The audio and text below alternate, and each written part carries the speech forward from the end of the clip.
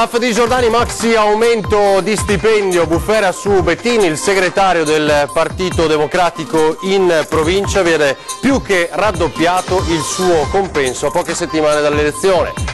Bagarre del Movimento 5 Stelle in aula per l'approvazione del decreto salva banche. Santini conferma ad Antenna 3 l'intenzione di querelare la Lezzi. Vaccini, la protesta antideputati oggi davanti alla Camera, finisce nel mezzo anche la parlamentare veneta e trevigiana Casellato.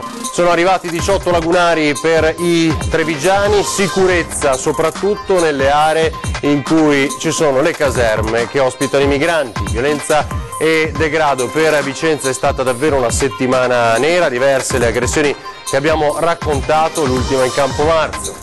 Autovelox sulla Romea, la multa è da 116 euro ma l'azienda ne paga 116.000 ed è un caos per restituire i soldi all'azienda. Battiato sulle mura, migliaia invadono Treviso, ieri sera lo spettacolo a suoni di Marca con più di 2.500 persone per la magia del maestro catanese. Buonasera, ben ritrovati in diretta con l'informazione di Antenna 3. Dunque avete sentito alcune anticipazioni, questo è il telegiornale del Veneto e cominciamo con una nuova polemica che si abbatte sulla giunta Giordani a poche settimane dal voto. Questa volta riguarda i soldi, perché due persone importanti per il suo staff, l'opposizione dice nemmeno laureate, però per loro si è ricavato un posto e adesso uno stipendio raddoppiato. Abbiamo assistito ad un atto acquisito, deliberato dalla Giunta Comunale di Padova, che è scandaloso, che ha visto quasi triplicare quella che è l'indennità, lo stipendio dell'ex segretario del PD. Le polemiche per i violenti scontri di Piazza dell'Erbe non si sono ancora spenti, che già a Palazzo Moroni si apre un nuovo fronte ed è nuovamente bufera sulla maggioranza che sostiene Sergio Giordani. Nell'occhio del ciclone il robusto aumento di stipendio del portavoce del sindaco, Massimo Bettin, che una delibera di giunta ha fatto impennare da 2.670 a 6.653 euro lordi al mese, all'incirca 85.000 euro l'anno, cifre che fanno gridare allo scandalo le opposizioni. Questi incarichi da più di 80.000 euro, ma fosse per un capo di gabinetto, cioè nel senso il capo di gabinetto è un ruolo importante, ma si vede che poi Bettin, non avendo la laurea, si è trovato un'altra soluzione, ma un portavoce, un importo così alto mi pare veramente un'assurdità. Ma i malumori sono anche in area centrosinistra. Alberto Gottardo, che fu portavoce di Ivo Rossi, commenta su una testata internet con un severo: evidentemente aver fatto carriera nel PD vale il doppio dello stipendio. All'attacco su curriculum e titolo di studio anche l'ex assessore consigliere del PD Umberto Zampieri, che scrive su Facebook: questa scelta non trova giustificazione in nessun piano. Se si è amici di partito si ha lo stipendio più alto, si hanno ovviamente degli incarichi politici, anche perché ricordiamo Bettin adesso è stato nominato portavoce del sindaco Giordani, ma che esperienze pregresse ha?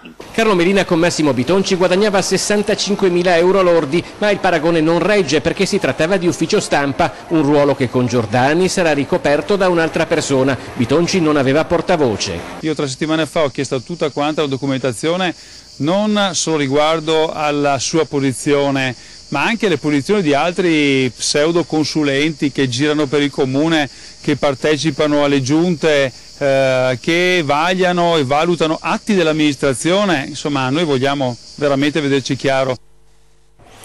Vediamo come proseguirà dunque questa polemica. Ed è un tema caldo ovviamente quando si parla di casta. Abbiamo raccontato in questi giorni del taglio, almeno passato sino ad adesso soltanto alla Camera, dei vitalizi degli ex a Roma. Per quanto riguarda il Consiglio regionale, adesso la proposta è quella di cancellare l'assegno di fine mandato. In accordo col Presidente Zaia abbiamo deciso che sia giunto ormai il tempo che la Regione non si debba più occupare di previdenza sociale, la Regione non è l'INPS. Quindi abbiamo predisposto una proposta di legge che prevede la completa abolizione di qualsiasi forma di pensione, di vitalizio, di tutela da un punto di vista previdenziale che e in precedenza la Regione si occupava a favore dei consiglieri. Il progetto di legge della maggioranza cancella ogni forma di assegno di fine mandato ai consiglieri e modifica profondamente il sistema di accantonamento dei contributi per la pensione. L'operazione porterà alle casse della Regione un risparmio di 7,65 milioni di euro nei 5 anni della prossima legislatura. La riforma infatti non entrerà in vigore immediatamente, risparmiando dalla scure i consiglieri attualmente in carica. Ogni consigliere con soldi propri andrà a crearsi un fondo che garantirà allo stesso, quando avrà raggiunto un'età, una pensione finanziata con le proprie risorse. Per quanto riguarda i privilegi acquisiti dagli ex consiglieri, di gran lunga il capitolo più costoso della previdenza a carico della Regione, si attende invece di vedere se il provvedimento votato in questi giorni dal Parlamento passerà al vaglio della Corte Costituzionale e solo in caso positivo si agirà. Stiamo attendendo che si concluda l'iter legislativo statale per capire quali saranno le ricadute poi a livello regionale. Sarebbe inutile andare oggi ad intervenire a livello regionale senza capire cosa succede a livelli superiori. Ora vediamo la protesta shock di questa mattina, perché molti Novax, così soprannominati, contro l'obbligo dei vaccini, hanno manifestato pesantemente davanti alle uscite della Camera, e nel mirino dei parlamentari oggi contestati c'è finita anche Floriana Casellato, l'ex sindaco di Macerata.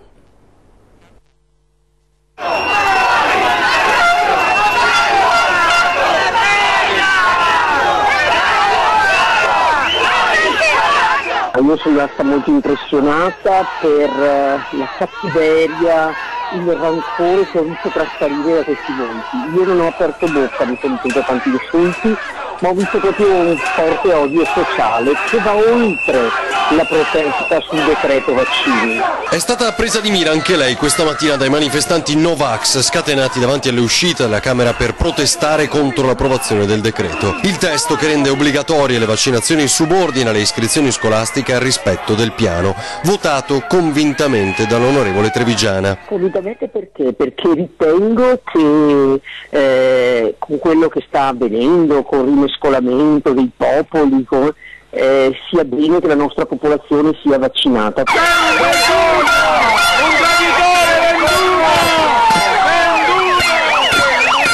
La protesta esplode subito dopo l'approvazione.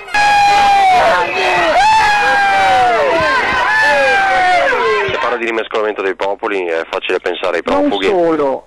No, ma non solo, guardi, si chiama la protezione del gregge, no? Perché uno vaccinato garantisce anche colui il quale non può essere vaccinato. Momenti di tensione anche con gli uomini della sicurezza. La Casellato si dice sconvolta per le scene di questa mattina. Vedevo forse volti di mamme e di nonne anche, ma con una cattiveria, con un vigore che non ricordavo, non ho mai visto. Una roba veramente impressionante. E torniamo alle banche, il decreto approvato ieri anche al Senato con un'altra protesta scenografica, quella del Movimento 5 Stelle, che poi ha preso di mira in particolar modo due parlamentari veneti, il senatore Santini e la senatrice Laura Puppato. Oggi Santini conferma l'intenzione di querelare la Lezzi. Come sempre capita, i decreti quando sono sofferti creano tante tensioni.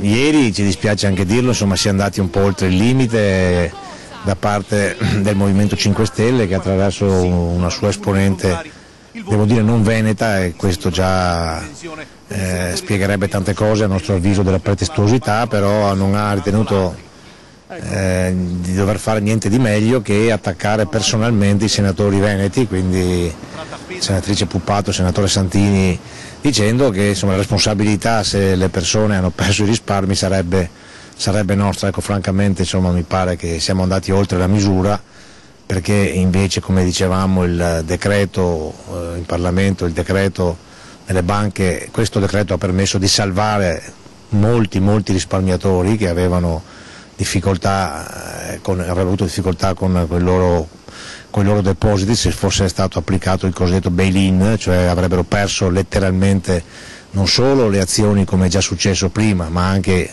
addirittura i conti correnti, e quindi sostanzialmente insomma questa sparata molto antipatica e soprattutto totalmente infondata non potrà che essere sanzionata da una querela che noi abbiamo già predisposto, perché insomma la diffamazione come arma politica non è ammessa da nessuna parte. Ora a Treviso, dove ieri vi abbiamo anticipato l'arrivo di circa 20 militari proprio nelle zone di maggiore crisi, dove ci sono le caserme che ospitano i profughi. Il primo giorno al lavoro l'abbiamo seguito. Militari operativi da oggi nel capoluogo, presidiati con periodici passaggi non solo i principali centri di accoglienza dei migranti, l'ex caserma Serena di Dossone, l'ex Zanusso di Oderzo, ma anche le zone più calde del capoluogo, stazione dei treni, giardini di Porta Altinia, piazza Giustiniani, via Roma, lungo Sile Mattei, la Jeep dei Lagunari, 18, quelli destinati alla Marca, a supporto di polizia e carabinieri, sfila tra le auto e i bus del trasporto pubblico.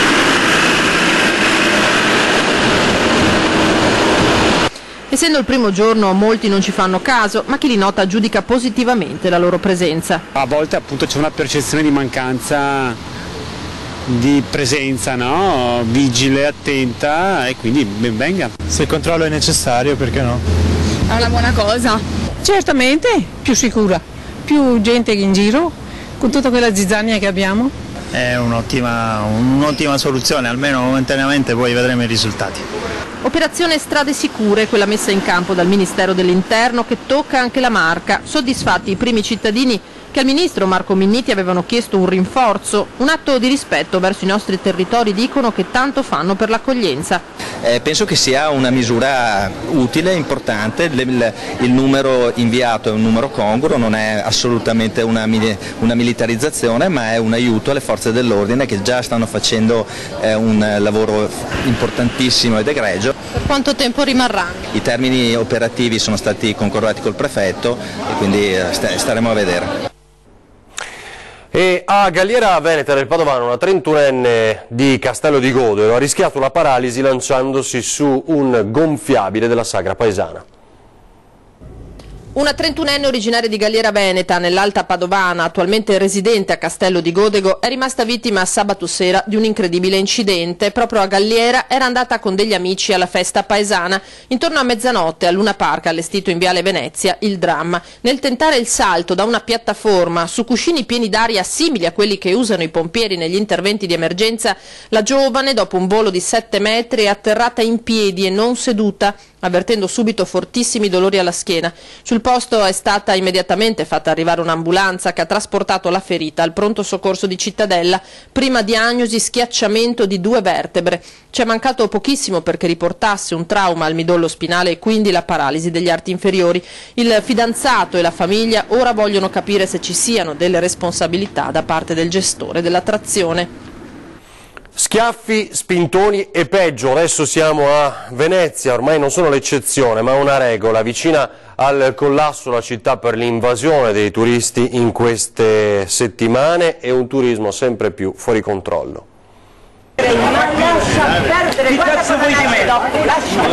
Le folle oceaniche di turisti spesso ineducati, unite al clima torrido che di sicuro non aiuta a calmare i nervi, hanno trasformato la città storica in un campo di battaglia per quotidiani e violenti alterchi che spesso sfociano in rissa. L'ultimo episodio è stato raccontato da Nuova Venezia da uno dei suoi protagonisti, un professionista di mezza età che, armato di telefonino, si è messo a redarguire alcune ragazze francesi che sedevano sui gradini del ponte di Rialto impedendo il passaggio. Un amico delle giovani gli ha strappato di mano il cellulare con cui stava riprendendo la scena e lui ha reagito con uno schiaffo, venendo ripagato della stessa moneta da un altro membro del gruppo di turisti. A dividerli sono poi intervenuti alcuni americani. Non certo un episodio isolato, come dimostrano le poco edificanti scene da noi riprese nelle scorse ore ai piedi del Ponte degli Scalzi, dove non si contano le liti tra commercianti e residenti, gondolieri e borseggiatrici, portabagagli abusivi e regolari, e venire alle mani è più la regola che l'eccezione.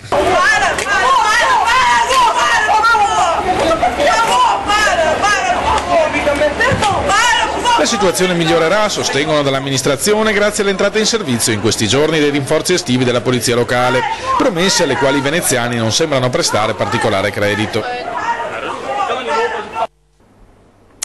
Se pensate che sia finita, ne è successa un'altra questa notte a Venezia, una tenda proprio davanti alla stazione. Benvenuti al camping Santa Lucia. Potrebbe essere questa la nuova insegna a campeggiare sul frontone dell'unica porta d'ingresso della città più bella al mondo. Eh sì, perché l'ultima cafonata in termini di degrado e insulto a Venezia è questa. Un turista bellamente sistemato con la sua canadese davanti allo scalo ferroviario Vista Canal Grande. L'ignorante più che ignaro ha pensato di trascorrere la notte tra giovedì e venerdì posizionato nella piccola area verde davanti alla stazione. Diversi gli scatti diventati virali sul web. L'ultima violazione della città presa d'assalto in queste settimane da orde di turisti. Come si vede dalle foto, sono anche intervenuti gli agenti di polizia ferroviaria per identificare il campeggiatore e speriamo sia passato così da una dormita da 1001 notte a una sanzione di egual peso in euro. A Santa Eufemia di Borgoricco, nel Padovano, l'assalto con esplosivo a una banca ha fruttato diverse migliaia di euro. Non sono bastati i carabinieri per far fronte alle conseguenze provocate dai ladri che hanno dato l'assalto al bancomat della Popolare di Vicenza di Santa Eufemia di Borgoricco, sono dovuti intervenire anche i pompieri. L'esplosione provocata nella notte dai malviventi ha innescato un incendio che da una prima stima avrebbe provocato seri danni. La banda ha agito in maniera rapidissima dileguandosi prima dell'arrivo delle forze dell'ordine. Nonostante le fiamme, i ladri sarebbero riusciti ad arraffare e fuggire con un bottino quantificabile attorno ai 7.000 euro, anche se resta da stabilire quante banconote saranno utilizzabili, visto che la deflagrazione ha fatto azionare il sistema di macchiatura del denaro.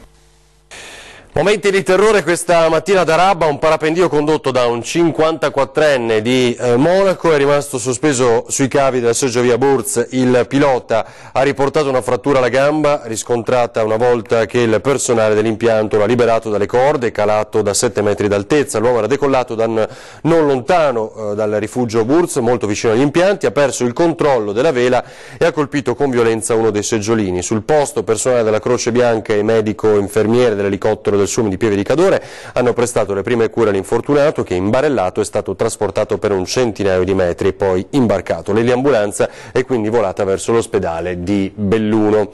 Adesso a Vicenza, dove sul fronte del degrado e delle violenze è stata una settimana da incubo.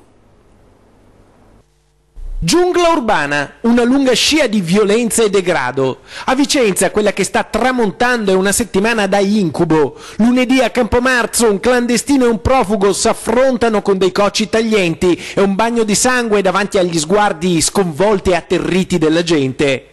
La paura lascia spazio alla rabbia e all'indignazione quando il giudice, convalidando l'arresto dei 2 nigeriani, li lascia liberi. Però avranno l'obbligo di firma, Si parla per niente perché non prendono nessuna iniziativa. Le cose vanno sempre peggio. Le cose vanno sempre peggio e infatti martedì c'è l'ennesimo accoltellamento in città, questa volta a Parco Quirini, dove un magrebino viene ferito gravemente da un tunisino che ancora oggi è ricercato. A poche ore di distanza, ai Giardini Salvi, un colombiano e un sudamericano se le danno di santa ragione davanti agli occhi allibiti dei passanti.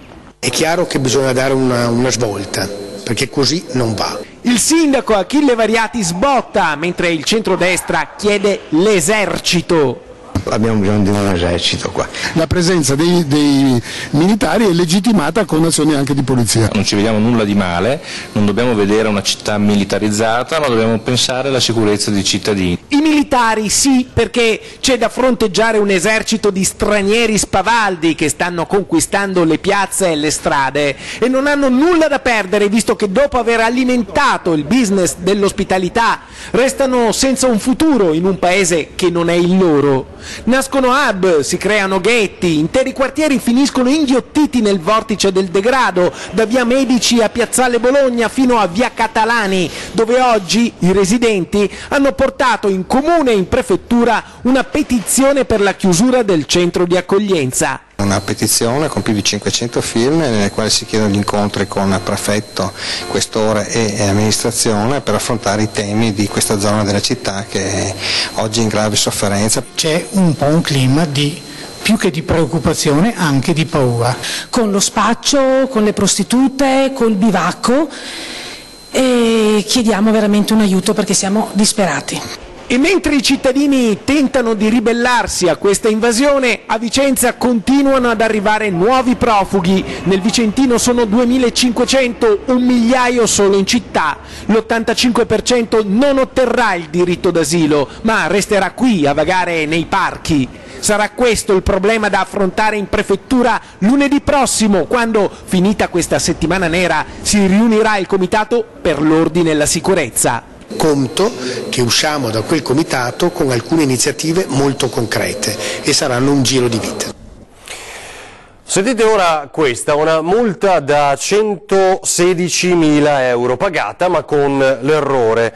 L'importo vero infatti era 116 euro per 2 eccessi di velocità comminati in Veneto a un trasportatore rumeno. L'errore formale dell'azienda straniera però ha fatto sì che nel bonifico inviato nelle casse del comune di Ariano Polesine, nel Rodigino, siano stati aggiunti 3 zeri, moltiplicando 1000 volte la cifra da pagare. Negli uffici della ditta romena si sono così attaccati al telefono e al computer, tempestando di chiamate e email il municipio polesano, che per restituire il tesoretto in debito ora ha dovuto fare addirittura una variazione di bilancio. A fulminare il camionista romeno era stato un autovelox sulla statale Romea all'altezza della frazione di Rivà e adesso la burocrazia rende complicata anche la restituzione di questo denaro.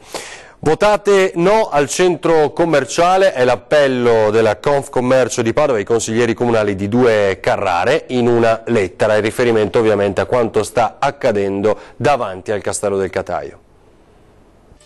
12 lettere a ognuno dei consiglieri comunali di 2 Carrare le ha inviate il presidente dell'Ascom di Padova Patrizio Bertin per invitarli a dire no al momento del voto in Consiglio Comunale sull'ordine del giorno accordo di programma per il neo centro commerciale. Un appello, è scritto nella lettera, alla vostra responsabilità per il futuro.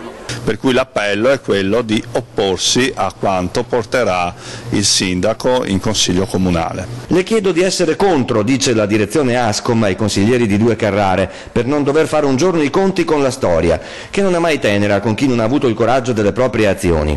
Ai nostri microfoni il sindaco Davide Moro aveva spiegato che il suo comune ha estremo bisogno che chi dice e manifesta per il no al centro commerciale sia disposto a sostenere economicamente 2 Carrare da una possibile richiesta di indennizzo danni anche molto alta da parte della proprietà dell'area e su questo l'Ascom non pare al momento ben disposta. Dal punto di vista economico ci sono altri enti che potrebbero intervenire. Quali?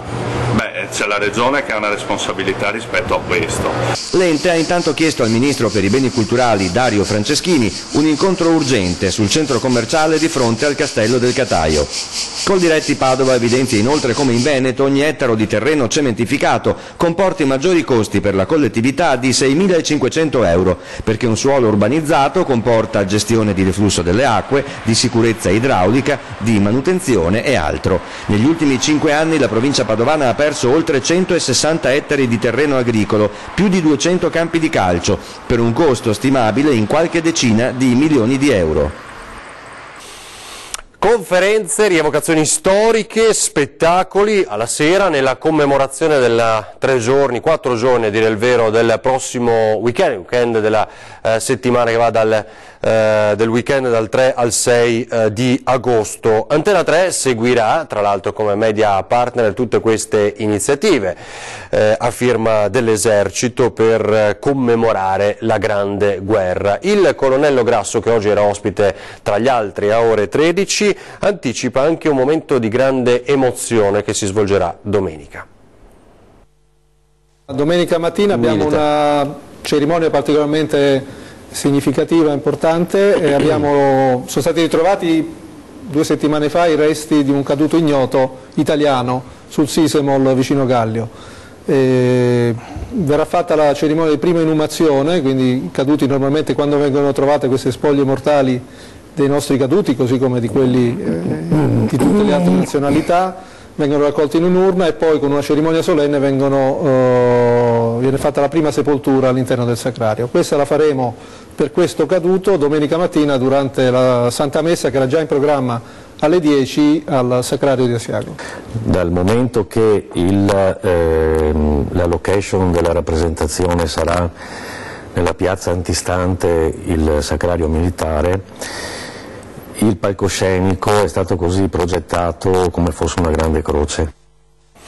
Nel pomeriggio di ieri i Vigili del Fuoco sono intervenuti in via Bortolazzi a San Donà di Piave per salvare un gattino di 2 mesi caduto in un piccolo cavedio profondo una decina di metri. Inutili tentativi della proprietaria di recuperare il micio, calando delle lenzuola annodate per far aggrappare il felino. La donna quindi si è dovuta rivolgere al 115 e dunque avete visto l'intervento dei Vigili del Fuoco che hanno salvato il cucciolo.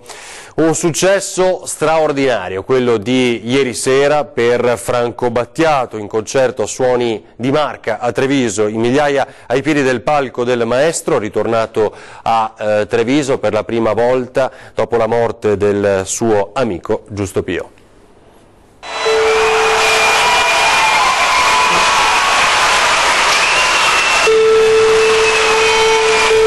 Ci siamo? È stata una notte magica quella che ieri sera ha incantato Treviso con le note del maestro catanese Franco Battiato. In migliaia si sono riversati sulle mura per la data più attesa di Suoni di Marca. Norme di sicurezza strettissime nonostante l'enorme afflusso di persone, solo 2500 quelle ammesse nell'area palco con ingressi contingentati, tanto che tra le centinaia di persone che speravano di vedere da vicino Battiato molti hanno scelto di seguire il concerto all'esterno delle mura. Che siamo esseri immortali, caduti nelle tenebre. Battiato, alla sua prima tappa nella Marca dopo la morte di Giusto Pio, amico e compositore al suo fianco per lungo tempo, ha salutato i fan già alle 18 firmando autografi. Per lui anche una sorpresa dagli studenti del liceo artistico che gli hanno donato un ritratto.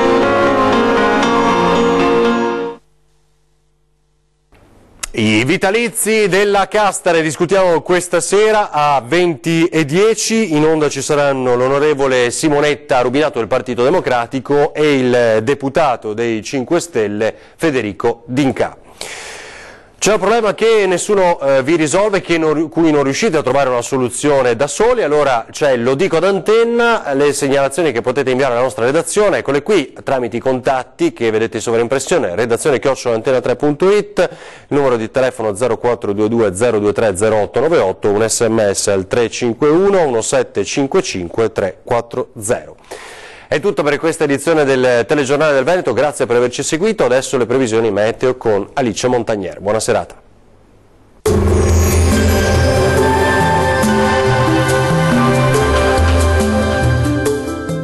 Da Vittorino, panificio, caffetteria, paninoteca e pub, aperto dalle 4:30. Tempo in prevalenza stabile, ma con qualche disturbo in alcuni settori. Vediamo in quali. Sul Veneto cieli più nuvolosi con rovesci e locali temporali sulle Alpi del Bellunese, sul nord vicentino e sul Veronese. Sole prevalente altrove, salvo una locale e parziale nuvolosità. Vediamo anche le temperature, le massime risultano essere comprese tra i 28 e i 34 gradi, valori notturni attesi tra 18 e 22 gradi circa. Andiamo ora a vedere che tempo farà sul Friuli Venezia Giulia. Tempo stabile, ampiamente soleggiato, da evidenziare soltanto qualche addensamento e rari temporali sulle Alpi più occidentali. Vediamo anche in questo caso le temperature, le massime risultano essere comprese tra i 29 e i 33 gradi, valori notturni tra 20 e 22 gradi circa. Concludiamo con uno sguardo alla situazione del Trentino Alto Adige, instabilità con nubi e locali rovesci o temporali diffusi, un po' meno sul sud trentino. Temperature massime che risultano essere comprese tra i 30 e i 34 gradi, valori notturni intorno ai 18 gradi circa. Il mare sarà generalmente poco mosso, i venti moderati e sudorientali.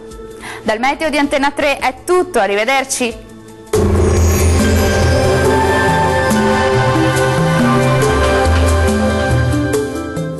Da Vittorino, panificio, caffetteria, paninoteca e pub, aperto dalle 4:30.